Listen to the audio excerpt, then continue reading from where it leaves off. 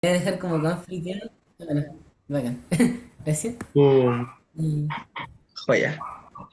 bien. Entonces, creo que ya vamos a dar inicio a la ayudantía de hoy día, que es acerca del electromagnetismo, que es el ramo que ustedes están dando. Y esta ayudantía es particularmente desde la segunda parte del curso, de los contenidos que no entraron para la I1 que ustedes estudiaron. Entonces, yo después voy a subir la pauta de todos estos ejercicios que vamos a hacer. Y por mientras voy a compartir este. Queda, queda cerca de la ley de Biot-Savart. ¿Alguien se acuerda cómo es la ley de Biot-Savart? Bueno, ¿así? Bueno, la ley de Biot-Savart es más o menos algo así. Mu sub 0 por i dividido en 4pi. Y esto lo tenemos que... Esto se multiplica por la integral del dl por cruz r menos r dividido en el módulo r menos r mayúscula.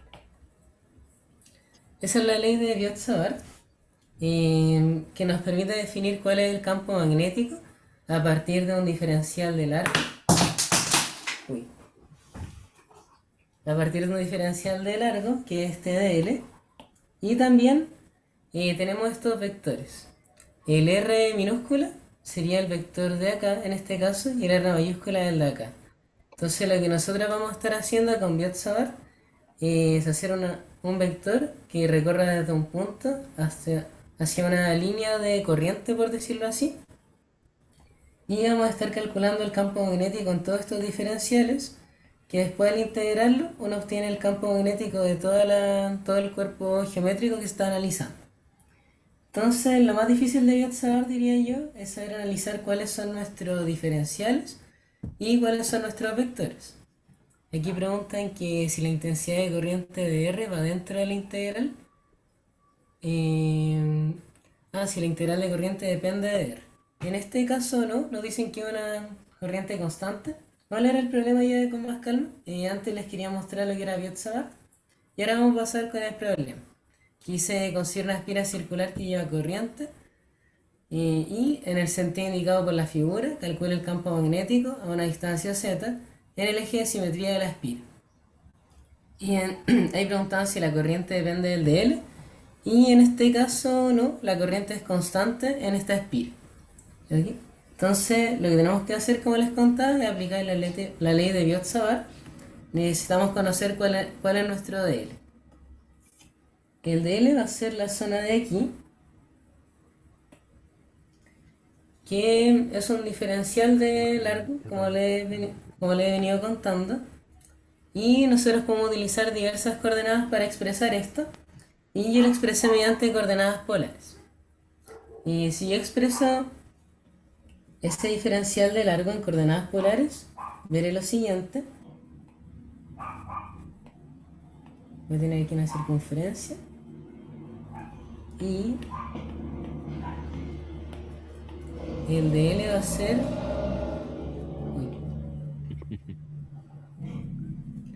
Va a ser, por ejemplo, este sector. Este sería mi DL. Y por coordenadas polares, esto va a ser igual a R por dθ.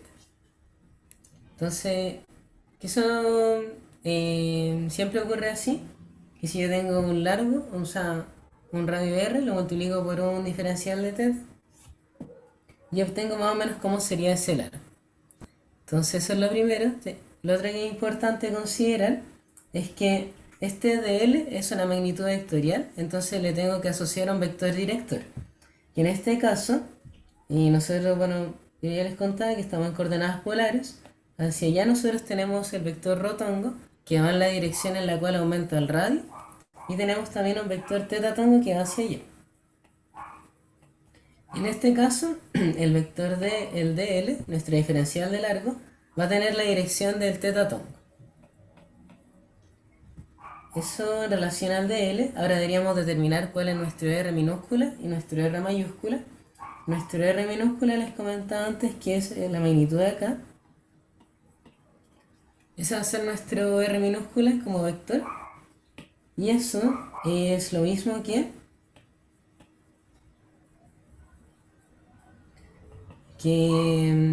sigue la dirección del vector K-tongo. El vector K-tongo es paralelo al eje Z. Y la magnitud de este vector va a ser correspondiente a Z. Entonces Z por K-tongo. Y nosotros también tenemos el vector R mayúscula, que también les comentaba que era el de acá, que en este caso tiene la dirección del vector rotongo. Ahí tengo un poco desfasado esto. Tiene la dirección del vector rotongo y de su magnitud, el largo de este vector va a ser el radio R mayúscula. Entonces, el R mayúscula vectorial va a ser R por rotongo. Entonces ahí tenemos todos los ingredientes, por decirlo así. El módulo de R' menos, menos el módulo de R minúscula menos R mayúscula sería la distancia de acá. Desde un punto P hasta el cuerpo geométrico. Y el denominador no debería estar al cubo. Va a estar al cubo después. Es que después, bueno, cuando sigamos desarrollando el ejercicio, nos daremos cuenta que en el denominador nosotros vamos a tener elevado a 3 medios. Y ahí podría aparecer este cubo que tú dices que no acuerdo muy bien si aparece en la expresión. Bueno, de lo que yo tengo anotado de Biot-Savart es como el módulo, pero después, producto del coseno que se forma entre los dos vectores, vamos a tener un número al cubo abajo. No sé si me contesta un poco la pregunta.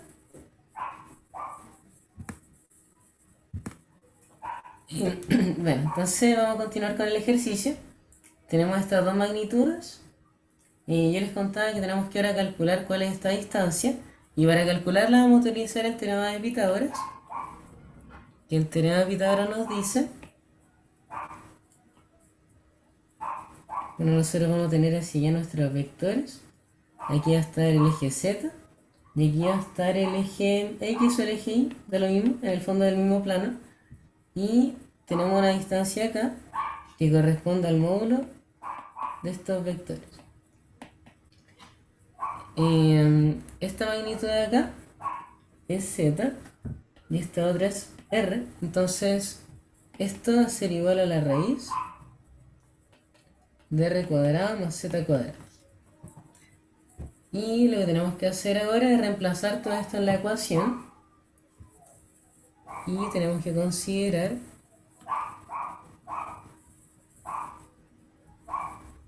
el vector. Perdón un segundo que. El vector de acá es un vector que solamente me entrega la dirección. Eso significa que es un vector unitario. Y para yo obtener un vector unitario tengo que dividir por la norma de este vector. Y ahí aparece el cubo de abajo.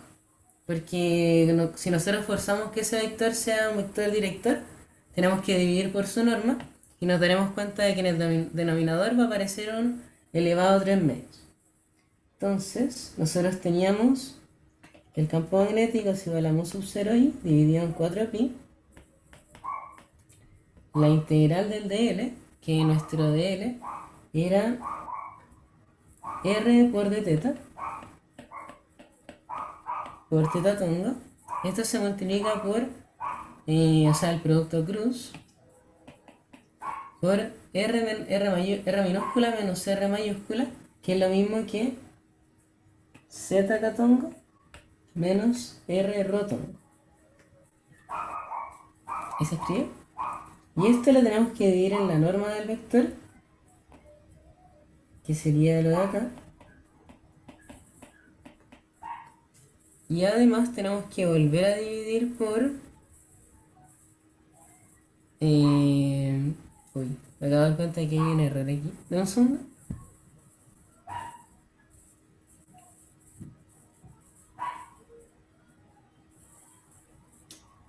Ya miren, aquí...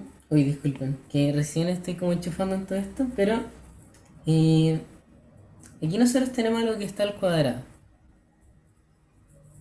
Ah, nada que ver, sorry, sorry. Vamos bien. Entonces ahora tenemos que multiplicar esto por r cuadrado más z cuadrado. Y eso es porque estamos volviendo a que el vector de arriba sea unitario. Y de esa manera el resultado de esto va a ser mu sub 0i dividido en 4pi por la integral, que esta integral nosotros tenemos que recorrer todo el anillo. Y para recorrer todo el anillo tenemos que ir de 0 a 2pi. Y r de teta por teta tongo cruz z catongo menos r rotongo. Y esto lo vamos a estar dividiendo en r cuadrado más z cuadrado elevado a 3 medios. Y esto va a ser igual a mu sub 0i dividido en 4pi. Y de la expresión de acá, y nada depende de teta, entonces teta es como una constante. Tendríamos que multiplicar aquí por 2pi. Y esto va a quedar multiplicado por r. Y lo que resulte de este producto cruz. Y dividido por r cuadrado más z cuadrado elevado a 3 medios. El producto cruz entre teta tongo y k tongo, y voy a subir acá un poco, sería el producto cruz entre un vector que va hacia allá y otro vector que va hacia acá, y el producto cruz nos va a dar el vector que va hacia acá. Y ahí uno aplica la regla a la mano derecha. Nosotros vamos a tener, te puedo mostrar aquí también, tenemos rotongo hacia allá y el catongo va a estar aquí saliendo de la pantalla.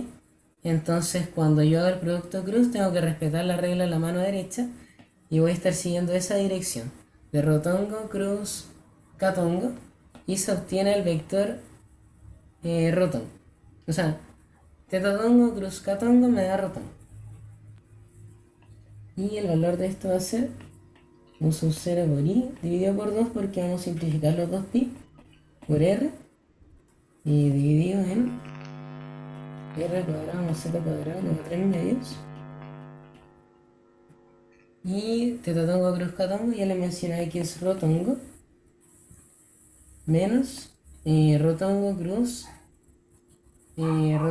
teta, o sea, tetatongo cruz rotongo es lo mismo que yo haga el producto cruz entre estos dos vectores y voy a obtener un vector que está entrando en la pantalla.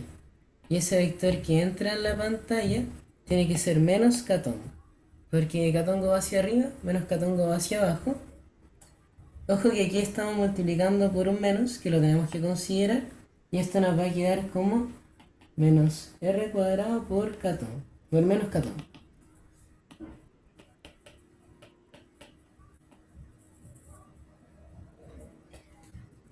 Y lo que sigue después de esto, déjenme revisar un poco aquí la solución, que no me acuerdo muy bien.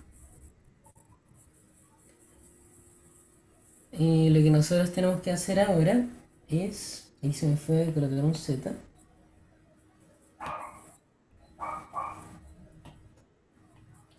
Y nosotros tenemos que hacer la conversión de coordenadas polares a cartesianas, porque aquí ustedes pueden ver que tenemos un vector catongo. Entonces yo tengo que este rotongo expresarlo en función de un i tongo y un j tongo. Entonces la conversión que uno hace es la siguiente. Si yo tengo aquí mi vector rotongo y aquí mi plano xy, obtendré lo siguiente. Yo voy a tener aquí un ángulo teta. Rotongo va a ser igual a, o sea, ¿sí? Rotongo va a ser igual a i tongo coseno de teta por i tongo, que corresponde a lo reflejado del vector acá, más seno de teta j tongo, que corresponde a lo reflejado acá. Y siento que el ejercicio igual está siendo un poco enredado por ahora, pero les prometo que al final, cuando ya esté todo resuelto, vamos a recapitular todo lo que se hizo y yo creo que ahí les va a quedar mucho más claro. Entonces lo que vamos a hacer ahora, yo ya les contaba que estamos convirtiendo de coordenadas polares a cartesianas y vamos a reemplazar esto que aquí aparece en la expresión de acá. Y lo que vamos a obtener es que el campo magnético es igual a mu sub 0i dividido en 2 por, por R y por Z por rotongo, que rotongo nosotros hemos descubierto que es coseno de teta y tongo, más seno de teta j tongo. Y esto lo tenemos que restar con este menos por menos me va a dar más. Entonces eso en verdad es r por k tongo, que si lo multiplico por r, me va a quedar r cuadrado por k tongo. Y esto lo tenemos que dividir en r cuadrado más z cuadrado elevado a 3 medios. Entonces, cuando esto lo tenemos que integrar con respecto... ya, miren, me quedo... uy, de verdad, disculpen. Está como bien confusa la cosa, pero aquí lo voy a arreglar. Un segundo.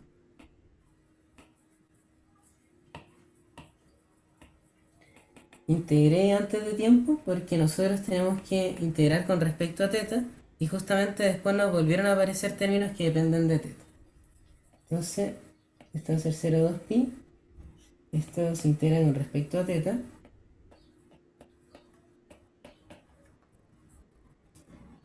Y aquí me está faltando integrar con respecto a teta. Entonces, eso fue porque integré antes de tiempo. Tenía que integrar después. Y ahora nos daremos cuenta de que aquí ustedes tienen coseno de teta. Si la antiderivada de coseno es seno de teta, la antiderivada de seno de teta menos coseno de teta, que si yo lo integro entre 0 y 2pi, voy a obtener 0 porque estoy integrando una, una función periódica en su periodo. Y lo vamos a hacer por pasos y les prometo que ahora sí que sí, va a quedar mucho más claro. Entonces esto lo tenemos dividido en 4pi. Seríamos un 0 ahí dividido en 4pi. Tenemos que integrar entre 0 y 2pi, pero lo vamos a hacer al tiro. Nos va a quedar rz por seno de teta y tongo más rz por menos coseno de teta de j tongo. Y esto menos r cuadrado de k tongo. Si esto lo evalúo entre 0 y 2pi, me daré cuenta de que seno evaluado en 2pi es 0, seno evaluado en 0 es 0 también, y coseno de 2pi era igual a menos 1, creo. Ahora no recuerdo bien cuánto da, pero la cosa es que da lo mismo que coseno de 0 porque ese es el periodo que tienen esta función. Entonces, estos términos se me van a eliminar porque los estamos integrando en su periodo. Y el valor de todo esto va a ser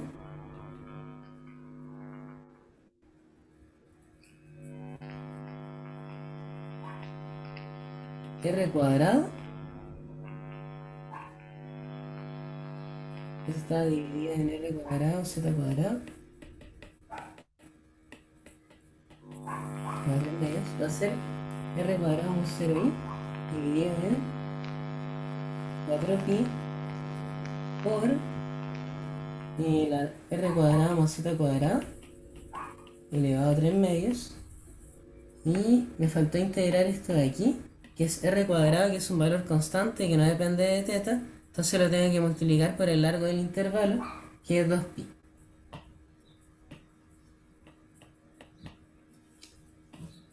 Y después se van a simplificar estos términos, ese 4pi dividido por el 2pi que también está multiplicando. Entonces esto me va a quedar dividido en 2. El campo magnético va a ser r cuadrado más 0i dividido en 2 por r cuadrado más z cuadrado elevado a 3 medios en dirección k tongo. Ya, miren, ahora sí vamos a repasar bien el ejercicio porque siento que me confundí en varias partes, pero nosotros estábamos resolviendo un problema que era que aplicaba la ley de Biot-Savart.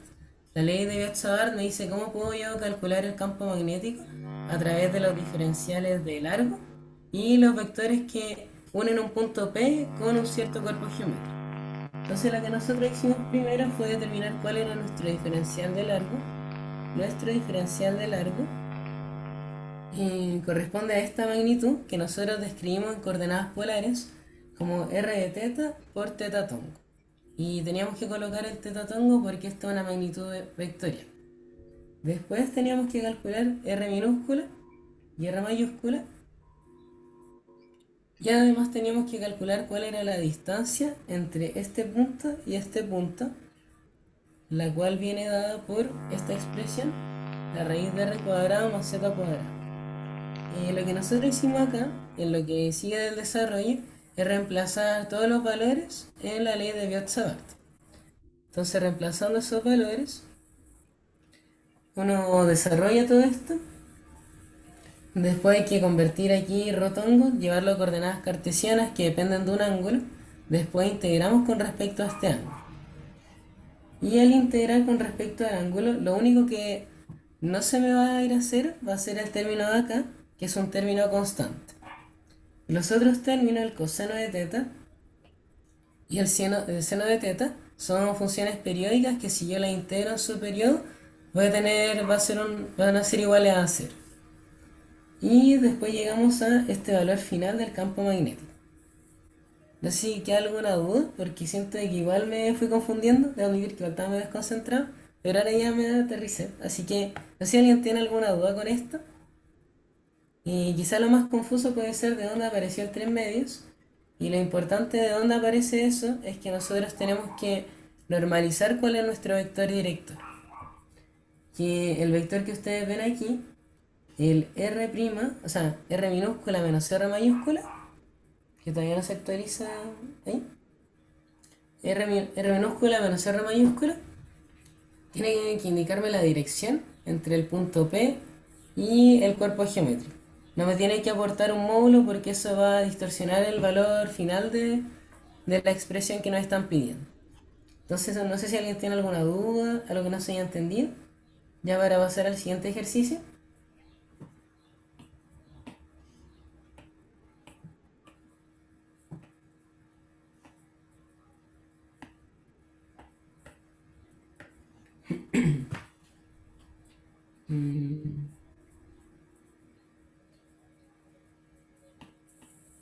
Entonces pasamos aquí al siguiente ejercicio que, que trata de lo que es la inducción.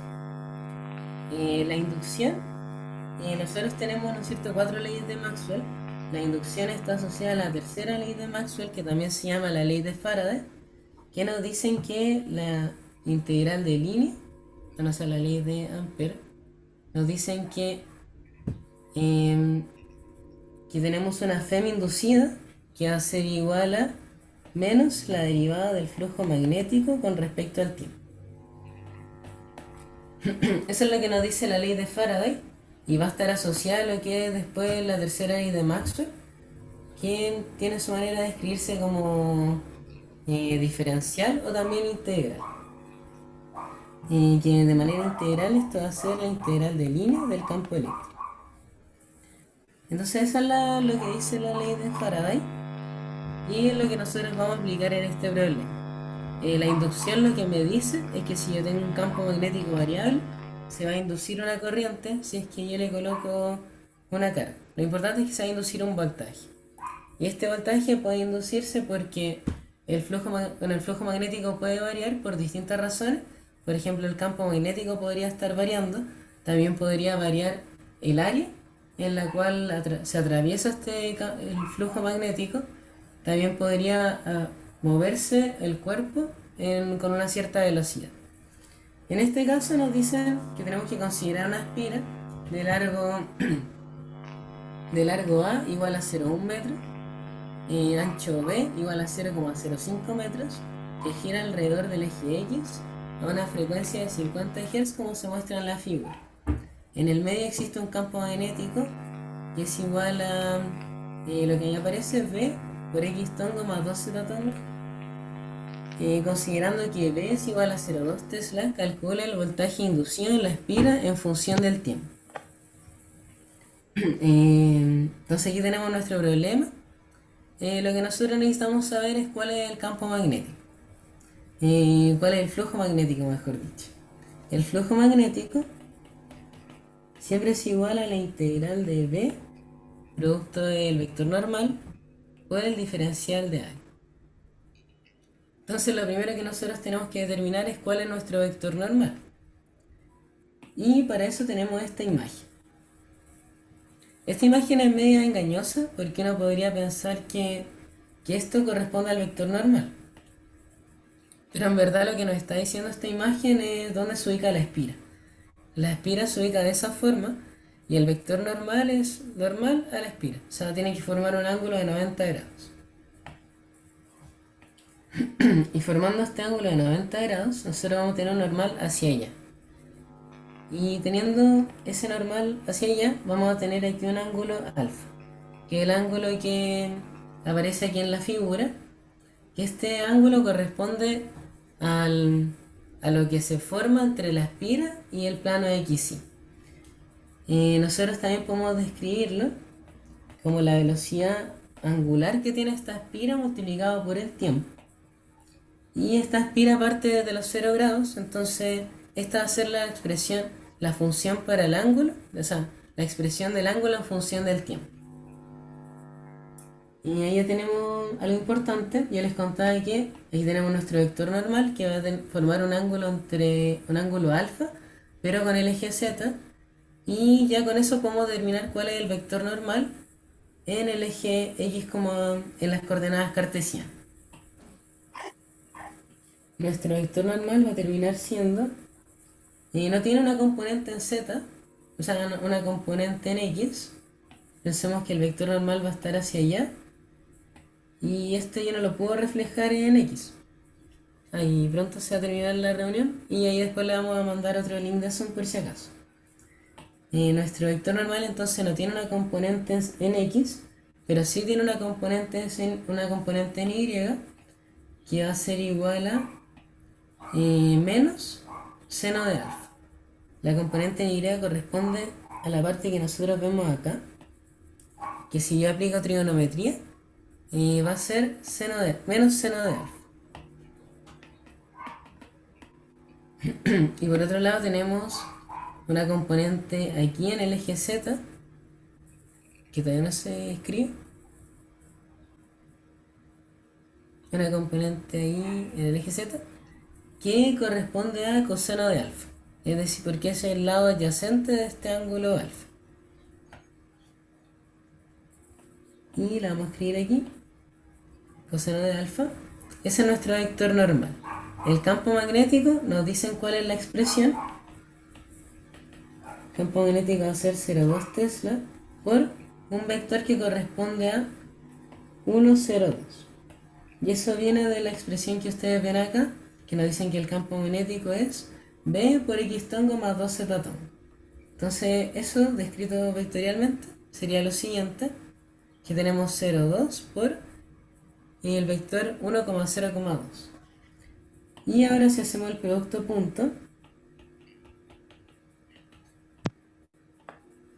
vamos a tener que esto es 0 menos seno de alfa, coseno de alfa, producto punto, y producto punto del el campo magnético, que corresponde a 0,2 por 1,0,2. Y esto lo tenemos que integrar en el área.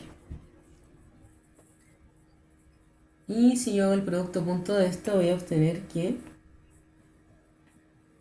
0 por 0,2 me da 0. Eso también me va a dar 0 en la segunda componente, pero en la tercera componente me va a dar 0,2 por 2. Bueno, perdón. El resultado de un producto punto siempre es un valor escalar. Entonces la componente aquí en 0, en el eje x me da 0, más esto de aquí, que es 0, más este otro término, que es coseno de alfa por 0,2 por 2, y esto lo integra en el diferencial de área. Y eso va a resultar que es 0,4 por coseno de alfa, y el diferencial de área corresponde a un de x y un de y.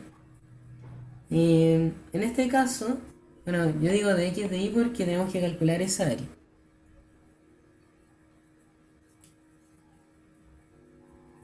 Ahí está, esa es el área. Nosotros vamos a tener un dx que va desde menos b medios y hacia b medios. Tenemos también un dy que va a ir desde menos, perdón, lo que les dije recién del menos b medios corresponde al diferencial en y. Y nuestro diferencial en x va a ser de menos a medios, de a medios, o sea, de menos a medios hasta a medios. Entonces esas van a ser nuestras cotas para integrar. Esto nos va a quedar como, primero tenemos que integrar con respecto a x, que bueno, da lo mismo, porque igual esta expresión no depende de x ni de y, entonces podemos invertir el orden de integración. Y el de x va de menos a medios hasta a medios.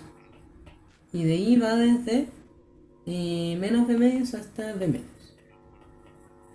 Y el resultado de esto cuando yo integre va a ser b por a por 0,4 por coseno de alfa, que coseno de alfa les dije hace un rato que corresponde al ángulo que está teniendo esta espira en función del plano x, y esta espira se va a ir moviendo con una frecuencia mecánica, y que si yo la multiplico por el tiempo obtengo los ángulos que ha recorrido. Entonces esto va a ser igual a b por a por 0,4 por coseno de omega t. Es más correcto ponerle omega mt, que es la frecuencia mecánica. Y ahí tenemos descrito cuál es nuestro flujo magnético. Y lo que tenemos que hacer ahora es determinar la Fm inducida, que corresponde a menos la derivada en función del tiempo del flujo magnético, que es b por a por 0,4 por coseno de omega m por t. Y si yo derivo esto voy a obtener que es menos b por a por 0,4. La derivada de coseno es menos seno. Entonces menos seno omega m por t por omega m, porque ahí estamos aplicando la regla de la cadena. El omega m, que les digo, corresponde a la frecuencia eléctrica en este caso. Y la frecuencia eléctrica nosotros la tenemos que ver en radianes.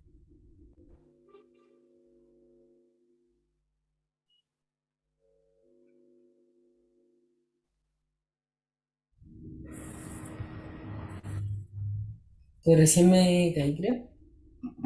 ¿Alguien me podría decir más o menos hasta qué parte llegamos? Que antes de que me cayera. Les estaba contando, eso sí, de que nosotros tenemos un ángulo mecánico, tenemos una frecuencia eléctrica acá, una frecuencia mecánica en verdad, que para efectos de este problema es igual a la frecuencia eléctrica. Y la frecuencia eléctrica que a nosotros nos dicen, la frecuencia de la red, corresponde a 2pi. En que omega está en radianes, ya. Bueno, gracias. Entonces, como omega está en radianes, nosotros tenemos que multiplicar, a nosotros nos dieron la frecuencia eléctrica en hertz. Ya quedan 3 minutos. Ya creo que igual podría alcanzar. Vamos a esperar a que o sea, voy a decir una última cosa antes de que se cierre. Y después le vamos a enviar otro link por Instagram, ¿ya? A nosotros nos dieron la frecuencia en hertz. Nos decían que es una frecuencia de 50 hertz. Entonces, para pasar las radianes tenemos que multiplicar por 2pi. Y al multiplicar por 2pi, obtenemos 100pi. Y ahora lo que tenemos que hacer es reemplazar en la expresión de arriba para la Fm inducida. Nos dicen que el largo B correspondía a 0,05, según recuerdo. 0,05 metros. Y A corresponde a 0,1. Entonces aquí queda 0,05, 0,1 por 0,4 y por menos seno de la frecuencia mecánica, que es 100pi, por t, y esto lo multiplicamos por 100pi. Ahora si uno pone esto a poner en la calculadora, va a obtener que esto es igual a menos, o sea, perdón, es 0,628 por seno de 100 pi t. Y esa es la fema inducida. Entonces, este ejercicio la verdad que era... lo importante de este ejercicio es que ustedes entiendan eh, cómo calcular el flujo magnético, porque la derivada de ese flujo magnético va a ser la fema inducida. No sé si alguien tiene alguna duda. Bueno, pronto se va a cerrar el Zoom, pero como les decía, después vamos a volver a mandar el otro link a través de Instagram y vamos a hacer un ejercicio más, que la verdad pensé que me demoraría un poco más en los ejercicios, pero si no, podemos buscar otro ejercicio y lo resolvimos. Entonces, Santiago, tú haces el link y te encargáis tú porque ahora mi computador se va a quedar procesando el video, entonces no voy a poder meterme. ya, ¿y cómo lo mando? ¿A quién se lo mando para que lo O sea, suba me a mandaría el Instagram? link a mí, pero Ah, tú te encargáis del Zoom en sí mismo. dale, sí. Éxito, nos Ya, vemos. y ya nos vemos. Entonces, recuerden que vamos a mandar otro